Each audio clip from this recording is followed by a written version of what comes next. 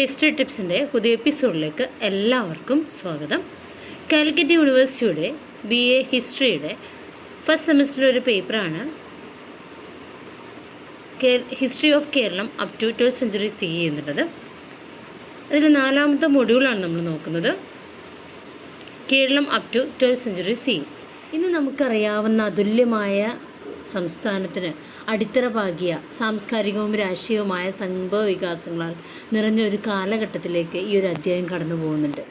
പുരാവസ്തു കണ്ടെത്തലുകളും വാഴപ്പള്ളി, തിരുവല്ല ചെമ്പ് ഫലകങ്ങളും മൂഷകവംശകാവ്യം പോലുള്ള സാഹിത്യ സ്രോതസ്സുകളും ഉപയോഗിച്ച് രാഷ്ട്രീയ ഭൂപ്രകൃതിയെ മനസ്സിലാക്കാൻ സഹായിക്കുന്നുണ്ട്. നമ്മുടെ പര്യവേഷണം കോലത്തുനാട്, ഏറനാട്, വേണാട് തുടങ്ങിയ നാടുകളുടെ പ്രദേശങ്ങളുടെ ഉയർച്ചയെ ഉൾക്കൊള്ളുന്നതാണ്. ഓരോന്നിനും അതിൻ്റേതായ ആകർഷകമായ ചരിത്രമുണ്ട്. ചേരിക്കല്, ബ്രഹ്മസ്വം, ദേവസ്വം, കർമ്മം തുടങ്ങിയ സങ്കല്പങ്ങൾ ഉൾപ്പെടെയുള്ള ഭൂമി അവകാശങ്ങളുടെയും ബന്ധങ്ങളുടെയും സാമൂഹിക ഘടന ഇവിടെ പരിശോധിക്കുന്നത്. 5 വണ്ണം, മണിഗ്രാമം, വളഞ്ചിയർ തുടങ്ങിയ മർച്ചന്റ് ഗിൽഡുകളുടെ പ്രവർത്തനങ്ങളിലൂടെ ചടുലത പര്യവേഷണം ചെയ്യുന്നുണ്ട്. അവസാനമായി ക്ഷേത്രവാസ്തുവിദ്യയുടെ ഉയർച്ചയും ശിവവിഷ്ണു ദേവതകൾക്ക് സമർപ്പിക്കുന്ന ഭക്തി പാരമ്പര്യങ്ങളുടെ അഭിവൃദ്ധിയും പരിശോധിച്ചുകൊണ്ട് മതത്തിൻ്റെ മണ്ഡലത്തിലേക്ക് കടക്കുകയാണ് ഈ ഒരു ചാപ്റ്ററിൽ ചെയ്യുന്നത്. 12ാം നൂറ്റാണ്ട് വരെയുള്ള കേരളത്തെക്കുറിച്ചുള്ള ഈ അധ്യായം ആകർഷകമായ ഒരു പര്യവേഷണമാണ്. ഇത് ഈ ശ്രദ്ധേയമായ ഭൂമിയെ രൂപപ്പെടുത്തിയ സമ്പന്നമായ തുണിത്തരങ്ങളിലേക്കുള്ള ഒരു നേർക്കാഴ്ച കൂടിയാണ്.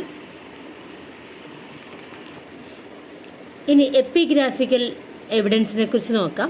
കേരളത്തിന് ശക്തമായ ചരിത്രബോധവും ചരിത്രരചനയുടെ സമ്പന്നമായിട്ടുള്ള ഒരു പാരമ്പര്യവും ഉണ്ടായിരുന്നു. തമിഴിലെ പതിറ്റുപ്പത്ത്, സംസ്കൃതത്തിലെ മൂഷികവംശം, മലയാളത്തിലെ കേരളോൽപ്പത്തി എന്നിവ പ്രധാനപ്പെട്ട കൃതികളാണ്. പരമ്പരാഗതവും സമകാലികവുമായ രേഖകൾക്കപ്പുറമുള്ള സ്രോതസ്സുകൾ തേടുന്ന പണ്ഡിതന്മാർ ചരിത്രപരമായ പുനർനിർമ്മിതിക്ക് വേണ്ടിയിട്ട് കല്ലിലും ചെമ്പ് തകിടുകളിലുമുള്ള ലിഖിതങ്ങളിലേക്ക് തിരിഞ്ഞു. മധ്യകാല കേരളത്തിൻ്റെ ചരിത്രം മനസ്സിലാക്കാൻ ലിഖിതങ്ങളുടെ പഠനമായ എപ്പിഗ്രാഫി അപേക്ഷിതമാണ്. 9ാം നൂറ്റാണ്ടിലെ ലിഖിതങ്ങൾ മഹോദയപുരത്തെ ചേര രാജ്യവുമായിട്ട്, 2ാം ചേര രാജ്യം എന്ന് വിളിക്കപ്പെടുന്ന ചേര രാജ്യവുമായിട്ട് ബന്ധപ്പെട്ടതാണ്. ദക്ഷിണേന്ത്യയിലെ പ്രധാന ഭരണശക്തിയായിട്ടുള്ള ചേരവംശം വിലപ്പെട്ട ഉൾക്കാഴ്ചകൾ നൽകുന്ന നിരവധി ലിഖിതങ്ങൾ അവശേഷിപ്പിക്കുന്നുണ്ട്. അക്കാലത്തെ രാഷ്ട്രീയ, സാമ്പത്തിക, സാംസ്കാരിക ജീവിതം പ്രധാനമായിട്ടും കല്ലിലും ചെമ്പ് തകിടിലുമുള്ള ലിഖിതങ്ങളിൽ കാണാൻ പറ്റും. ഇവയെല്ലാം മനസ്സിലാക്കാൻ ചേര ലിഖിതങ്ങൾ നമ്മെ സഹായിക്കുന്നുണ്ട്. മധ്യകാല കേരളത്തിൻ്റെ രാഷ്ട്രീയ ഭൂപ്രകൃതി മനസ്സിലാക്കാനും ഭരണാധികാരികളുടെ പേരുകൾ, ക്ഷേത്ര ചടങ്ങുകൾ ഇവയെല്ലാം രേഖപ്പെടുത്തുകയും ചെയ്യുന്നുണ്ട് ഇത്തരം ലിഖിതങ്ങളിൽ. ഭരണാധികാരികളുടെ ഭരണപരമായ രീതികൾ മനസ്സിലാക്കാൻ കഴിയുന്നു. ഉദാഹരണത്തിന് തിരുവല്ല ചെപ്പേട് നൂറ്റാണ്ടുകളായ ഒരു ക്ഷേത്രത്തിൻ്റെ പ്രവർത്തനവും അനുഷ്ഠാനങ്ങളും വിശദമാക്കുന്നുണ്ട്. ഈ ലിഖിതങ്ങൾ ചേര ഭരണത്തിലേക്ക് വെളിച്ചം വീശുന്നു. നാടുകൾ പോലുള്ള വിവിധ ഭരണ വിഭാഗങ്ങളെ പരാമർശിക്കുന്നുണ്ട്. പ്രവിശ്യകൾ അല്ലെങ്കിൽ ജില്ലകൾ, ഊർ അല്ലെങ്കിൽ ഗ്രാമങ്ങൾ എന്നിങ്ങനെയുള്ള വർഗീകരണത്തെക്കുറിച്ചും ഇതിൽ പ്രതിപാദിക്കുന്നുണ്ട്. അക്കാലത്തെ സംഘടിത ഭരണ സംവിധാനത്തെക്കുറിച്ച് മനസ്സിലാക്കാൻ സാധിക്കുന്നു. ഉദ്യോഗസ്ഥരുടെ സ്ഥാനമാനങ്ങളെക്കുറിച്ചുള്ള ഒരു നേർക്കാഴ്ച നൽകുന്നുണ്ട്. ബ്യൂറോക്രസി, അതായത് ഉദ്യോഗസ്ഥ വൃന്ദം, ഭൂമി ഗ്രാൻറ്റുകൾ, നികുതി തുടങ്ങിയ സാമ്പത്തിക വിശദാംശങ്ങൾ നമുക്ക് നൽകുന്നുണ്ട്. വ്യാപാരവും ചേരലിഖിതങ്ങളിൽ നന്നായി രേഖപ്പെടുത്തിയിട്ടുണ്ട്. സാമൂഹിക ഘടനയെയും മതപരമായ ആചാരങ്ങളെയും കുറിച്ചുള്ള വിവരങ്ങൾ നൽകുന്നുണ്ട്. ക്ഷേത്രങ്ങളിലേക്കുള്ള സംഭാവനകൾ രേഖപ്പെടുത്തൽ, മതപരമായ പരിവർത്തനങ്ങൾ, ഇതെല്ലാം തന്നെ ഇതിൽ രേഖപ്പെടുത്തിയിട്ടുണ്ട്. ബ്രാഹ്മണരുടെ രക്ഷാകർതൃത്വം, ക്ഷേത്രങ്ങളിലേക്കുള്ള സംഭാവനകൾ, വിവിധ ക്ഷേത്രങ്ങൾ എന്നിവയെക്കുറിച്ചെല്ലാം തന്നെ വ്യക്തമായ വിവരങ്ങൾ ഇതിൽ നിന്ന് കിട്ടുന്നുണ്ട്.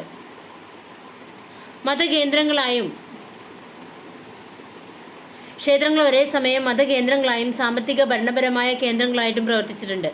ചുരുക്കത്തിൽ മധ്യകാല കേരളത്തിൻ്റെ ചരിത്രം പുനർനിർമ്മിക്കുന്നതിന് ചേര ലിഖിതങ്ങൾ അമൂല്യമാണ്.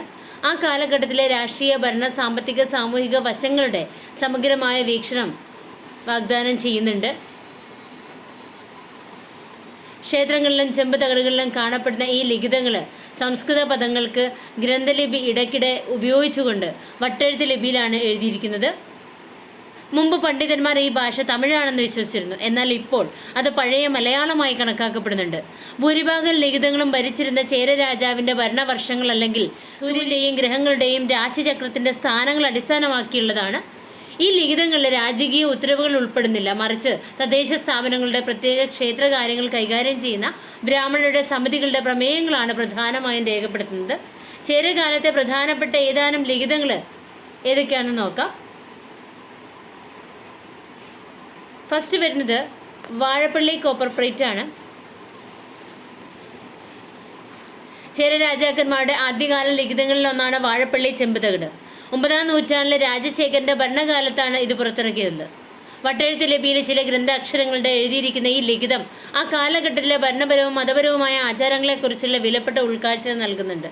ഈ പ്രമാണം ചേര രാജാക്കന്മാരും ബ്രാഹ്മണ സ്ഥാപനങ്ങളും തമ്മിലുള്ള അടുത്ത ബന്ധത്തെ എടുത്തു കാണിക്കുന്നുണ്ട്. ആദ്യകാല മധ്യകാല കേരളത്തിലെ രാഷ്ട്രീയവും മതപരവുമായ അധികാരങ്ങളുടെ സംയോജനം ചിത്രീകരിക്കുന്നുണ്ട്. തിരുവല്ല ഗ്രാമത്തിലെ ഉൾഗ്രാമമാണ് വാഴപ്പള്ളി. 2 വശത്തും ആകെ 10 വരികളുള്ള ഒരു പ്ലേറ്റാണിത്. ചേര രാജാവായ രാജശേഖരനെ രാജാതിരാജ പരമേശ്വര ഭട്ടാരക എന്നാണ് വാഴ്ത്തുന്നത്. ഇത് അദ്ദേഹത്തിന്റെ 12-ാം ഭരണവർഷത്തിലാണ്. പതിവിനു പകരം നമശിവായ എന്ന ആഹ്വാനത്തോടു കൂടിയാണ് ഇത് ആരംഭിക്കുന്നത്. ചേര ലിഖിതങ്ങളിലെ സ്വസ്തി ശ്രീ രാജരാജശേഖരൻ അദ്ദേഹം ശൈവനായിരുന്നു എന്ന് സൂചിപ്പിക്കുന്നുണ്ട്. അതിൽ റോമൻ നാണയമായ ദിനാരിനെ കുറിച്ച് പ്രതിപാദിക്കുന്നുണ്ട്. ചേര രാജാവിൻ്റെ അധ്യക്ഷതയിൽ വാഴപ്പള്ളി തിരുവട്ടുവായ് കമ്മിറ്റിയുടെ സംയുക്ത യോഗത്തിൻ്റെ കച്ച് നടപടികളെക്കുറിച്ച് രേഖപ്പെടുത്തുന്നുണ്ട്. കച്ചം എന്ന പദം സംസ്കൃത പദത്തിൽ നിന്നാണ് ഉരുത്തിരിഞ്ഞു വന്നിട്ടുള്ളത്. സംസ്കൃതത്തിൽ നിന്നും ചാവത്ത് എന്ന പദത്തിൽ നിന്നുമാണ് ഇത് ഉരുത്തിരിഞ്ഞു വന്നിട്ടുള്ളത്. ദൈനംദിന അതായത് ബ്രാഹ്മണരുടെ അല്ലെങ്കിൽ ക്ഷേത്ര നടത്തിപ്പുകാരുടെ ദൈനംദിന ശുശ്രൂഷയ്ക്ക് തടസ്സം നിൽക്കുന്നവരെ അമ്മയെ വിവാഹം കഴിച്ചവരോട് തുല്യമാകുന്നുള്ള രീതിയിലാണ് ഉപമിക്കുന്നത്. ഇനി തരിസാപ്പള്ളി കോപ്പർ പ്ലേറ്റിനെ കുറിച്ചാണ് പറയാനുള്ളത്. കൊല്ലം ചെമ്പ് തകിടുകൾ, സുറിയാനി ക്രിസ്ത്യൻ ചെമ്പ് തകിടുകൾ, കോട്ടയം ചെമ്പ് തകിടുകൾ എന്നീ പേരുകളിലും തരിസാപ്പള്ളി ചെപ്പേടുകൾ അറിയപ്പെടുന്നുണ്ട്. 149 സിയിലാണ് ഇത് പുറത്തിറങ്ങിയിട്ടുള്ളത്. 9 വശങ്ങളിൽ ആലേഖനം ചെയ്തിരിക്കുന്ന ഈ 5 ചെമ്പ് തകിടുകൾ ഒരു രാജകീയ ഗ്രാൻഡ് രേഖപ്പെടുത്തുന്നുണ്ട്. മുൻകാല പണ്ഡിതരായ ടി.എ. ഗോപിനാഥ റാവു ഈ ചെമ്പ് തകിടുകളെ 2 വ്യത്യസ്ത സൈറ്റുകളായി കണക്കാക്കി. എന്നാൽ ഈയിടെ M.R. രാഘവ വാര്യരും കേശവൻ വെളുത്താട്ടും ഒരു പുതിയ വായന നടത്തി. തരിശാപ്പള്ളി ഫലകങ്ങൾ ഒരൊറ്റ രേഖയാണ്. മുൻകാല പണ്ഡിതന്മാർ പ്രമാണം വായിക്കുമ്പോൾ ചെയ്ത തെറ്റിദ്ധാരണകളും തെറ്റുകളും നീക്കം ചെയ്യാൻ ഇത് സഹായിച്ചിട്ടുണ്ട്. ചേര രാജാവായിട്ടുള്ള സ്ഥാനരവിയുടെ കീഴിൽ വേണാട് ഗവർണറായിരുന്ന അയ്യനടികൾ തിരുവടികൾ മാർ സാപ്പർ ഈശോ എന്ന സുറിയാനി ക്രിസ്ത്യൻ വ്യാപാരികൾക്ക് ഗ്രാൻഡ് അനുവദിച്ചു. കൊല്ലത്ത് ഒരു പള്ളി സ്ഥാപിക്കാൻ ഇത് അദ്ദേഹത്തെ അനുവദിച്ചു. ചില നികുതികളിൽ നിന്ന് അവരെ ഒഴിവാക്കുകയും അവർക്ക് ഭൂമിയും നിരവധി വ്യാപാര ആനുകൂല്യങ്ങളും നൽകുകയും ചെയ്തു. ചില ഗ്രന്ഥ അക്ഷരങ്ങൾ ഉപയോഗിച്ച് വട്ടെഴുത്ത് ലിപി ഉപയോഗിച്ചാണ് ലിഖിതം പഴയ മലയാളത്തിൽ എഴുതിയിരിക്കുന്നത്. രസകരമെന്ന് പറയട്ടെ, അവസാന ഫലകത്തിൽ കുഫിക്ക്, പഹ്ലവി, ഹീബ്രു ഭാഷകളിൽ 25-ൽ കുറയാത്ത ഒപ്പുകളുണ്ട്. ഇത് ക്രിസ്ത്യാനികളും അറബികളും ജൂതന്മാരും ഉൾപ്പെട്ടിരുന്ന മാർ സാപ്പർ ഈശോയുടെ സഹകാരികളുടെ വൈവിധ്യമാർന്ന മത പശ്ചാത്തലത്തെ സൂചിപ്പിക്കുന്നതാണ്. തരിസാപ്പള്ളി ചെമ്പ് തകിടുകൾ കേരളത്തിൻ്റെ 9-ാം നൂറ്റാണ്ടിലെ സമൂഹത്തിലേക്ക് ഒരു നേർക്കാഴ്ച നൽകുന്നുണ്ട്. വ്യാപാരത്തിൽ ഒരു പ്രധാന പങ്ക് വഹിച്ച അഞ്ചുവണ്ണത്തിനും മണിഗ്രാമത്തിനും ഇത് പ്രത്യേക അവകാശങ്ങൾ നൽകുന്നുണ്ട്. ഈ പ്രദേശത്തെ അഭിവൃദ്ധി പ്രാപിച്ച വ്യാപാര പ്രവർത്തനങ്ങളെ ഉയർത്തിക്കാട്ടിക്കൊണ്ട് മാർ സാപ്പർ ഈശോ കൊല്ലത്ത് ഒരു നഗരം സ്ഥാപിച്ചതായിട്ടും ലിഖിതം നിർദ്ദേശിക്കുന്നുണ്ട്. ഇത് 600 വരെ തൊഴിൽ നികുതി, വിൽപ്പന നികുതി, വാഹന നികുതി എന്നിവയെക്കുറിച്ച് സൂചിപ്പിക്കുന്നുണ്ട്. ഇത് കൊല്ലത്തെ തരിസാപ്പള്ളിയുടെ അടിത്തറയെ സൂചിപ്പിക്കുന്നുണ്ട്. തരിസാപ്പള്ളി എന്ന പദത്തിൻ്റെ അർത്ഥം വ്യക്തമല്ല. പഴയ സുറിയാനി ഭാഷയിൽ തരിസ എന്നാൽ പ്രാർത്ഥന അല്ലെങ്കിൽ ധ്യാനം എന്നാണ് അർത്ഥം. പ്രാർത്ഥനയ്ക്കുള്ള പള്ളി എന്നാണ് ഇത് അർത്ഥമാക്കുന്നത്. തരിസ ബൈബിളിലെ തർഷിഷ് നഗരത്തെ സൂചിപ്പിക്കുന്നുവെന്ന് ചില പണ്ഡിതന്മാർ പറയുന്നുണ്ട്. സഭ സ്ഥിരമായി ഭൂമിയും വൈദഗ്ധ്യവുമുള്ള സേവകരെയും സമ്പാദിച്ചതായിട്ട് ലിഖിതം വ്യക്തമാക്കുന്നുണ്ട്. കേരളത്തിലെ വിവിധ സമുദായങ്ങളുടെ സൗഹാർദ്ദപരമായ സഹവർത്തിത്വത്തെക്കുറിച്ച് ഇതിൽ വ്യക്തമാക്കുന്നുണ്ട്. ക്രിസ്ത്യാനികളുടെയും അറബികളുടെയും യഹൂദരുടെയും സാന്നിധ്യം ഒരു പക്ഷേ വ്യാപാരത്തിൽ ഒരുമിച്ച് പ്രവർത്തിച്ചിരിക്കുന്നതിന് തെളിവാണ്.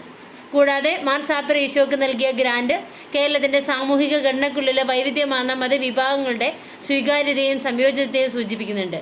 അത് M.G.S. നാരായൺ, സാമ്പത്തിക സഹവർത്തിത്വം എന്ന് വിളിക്കുന്നുണ്ട്. കേരളത്തിൻ്റെ സമ്പന്നമായ ചരിത്രത്തെക്കുറിച്ചും മധ്യകാല വ്യാപാര ശൃംഖലയിൽ അതിൻ്റെ പങ്കിനെക്കുറിച്ചും അമൂല്യമായ ഉൾക്കാഴ്ചകൾ നൽകിക്കൊണ്ട് ഈ ചെമ്പ് തകിടുകൾ ചരിത്രകാരന്മാർ പഠിക്കുന്നത് തുടരുന്നു. ഇനി പാർത്ഥിവപുരം കോപ്പർ പ്ലേസിനെ കുറിച്ചാണ് പറയാനുള്ളത്.